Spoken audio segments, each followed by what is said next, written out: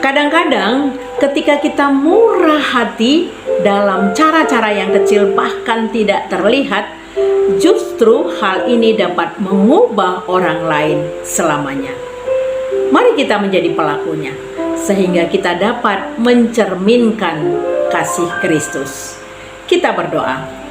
Bapa di surga, sumber segala berkat dan sumber keselamatan kami bersyukur pada pagi hari ini kami kembali akan mendengarkan firman Tuhan.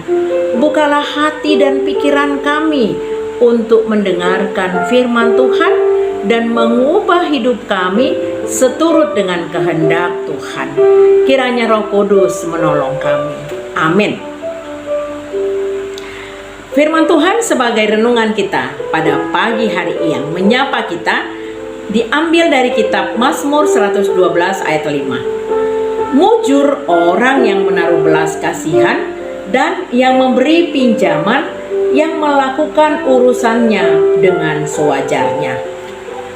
Kalau kita melihat di dalam Alkitab bahasa Indonesia masa kini yang disingkat dengan BIMK, dikatakan Mazmur 112 ayat 5, berbahagialah orang yang murah hati dan suka meminjamkan serta jujur dalam segala urusan. Demikian firman Tuhan. Bapak Ibu jemaat yang dikasihi Tuhan Yesus Kristus, mujur sama dengan murah hati. Firman Tuhan yang tertulis di Mazmur 112 ini sesungguhnya menggambarkan suasana hati orang yang takut akan Tuhan, suka dan setia melakukan segala perintah Tuhan, karena di dalamnya ada jaminan berkat dan penyertaan Tuhan.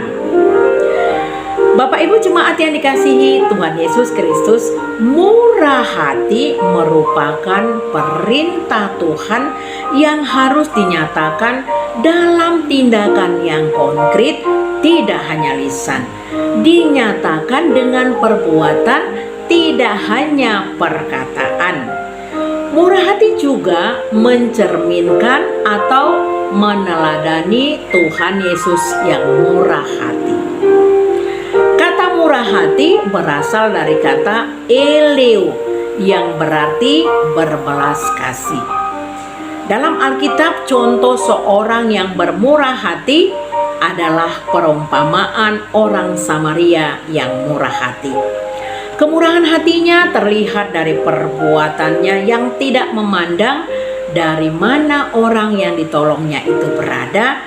Dia memberikan bantuan, bukan didasarkan untuk mendapatkan balas budi atau untuk mendapatkan pujian, tetapi karena dia memang memiliki niat baik untuk menolong orang lain dalam kesulitannya. Bapak Ibu jemaat yang dikasihi Tuhan, orang yang bermurah hati akan mendapatkan jaminan hidup bahagia. Kita boleh baca di Matius 5 ayat 7, dikatakan berbahagialah orang yang murah hatinya karena mereka akan beroleh kemurahan. Kemurahan hati tidak melulu berbicara mengenai uang. Uang hanyalah bagian kecil dari kemurahan hati dan hanya alat untuk menyatakan kemurahan hati.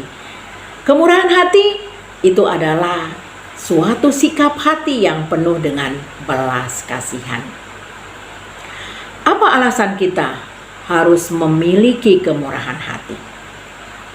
Sebab kita sudah memperoleh kemurahan itu terlebih dahulu dari Tuhan. Firman Tuhan yang mengatakan bahwa kita ini diselamatkan oleh karena kemurahan Tuhan. Kita hidup dan ada sampai hari ini juga hanya karena kemurahan Tuhan.